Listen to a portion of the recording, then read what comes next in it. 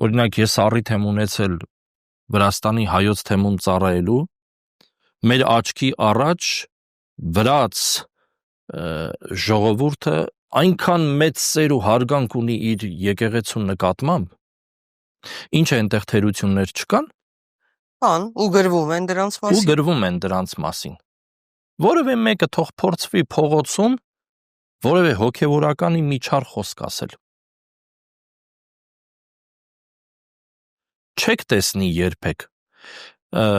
որովհետև իրենք համարում են, որ իրենց եկեղեցին նաև ազգային եկեղեցի է։ Սա մեր հոգևորականներից համար մեծ փափագ է, երանի, որ մեր ժողովուրդն էլ այս գիտակցությունն ունենա, ցավալիորեն չունեն։ Հիմա բացում ենք մանավանդ այս վերջին հովանավանքի դեպքերից հետո, երբ որ նայում ես սոցցանցերում, թե ինչ ստատուսներ են գրում հոգևորականներին, Հիմնականում կեղծ օգտատերեր են, դրանք հորինված մարդիկ են։ կապ չունի կեղծ օգտատերեր են, թե Այո, ինչ նաև են։ կան իրականներ։ Այո, կան։ Հեռուստատեսությամբ տեսնում ենք, որ ովքեր են գնացել մանավանդ այս վերջին երկու պատարակներին մասնակցել հովանավանքում։ Տեսնում ենք ժողովրդին, թե ինչ հայոյախառն խոսքերով են խոսում։ Պիտի փոխվի մի օր մեր կյանքը, թե չէ։ Սա անկրթության, տգիտության հետևանք է։ Սրա մասին 15 տարի առաջ Սուրբ Եղիշե պատմիչը խոսել է։ Ամեն չարություն եւ տգիտություն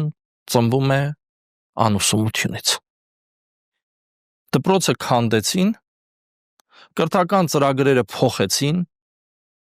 հայոց պատմությունը լավ չի ներարկվում, թերի է ներարկվում, Ոնց կեղծվում է։ կեղծվում է։ Այո։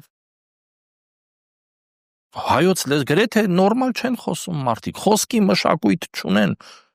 Անկամ մեր պաշտոնյաները, ես զարմանում եմ,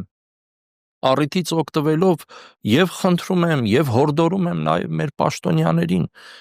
չափավորեք ձեր խոսքը, սիրելիներ։ Դուք վերջի վերջո ամենաբարձր ամբիոններից եք ելույթներ ունենում։ Ինչի եք այդպես փողոցային բարբառով խոսում, այն էլ հոգևորականների մասին։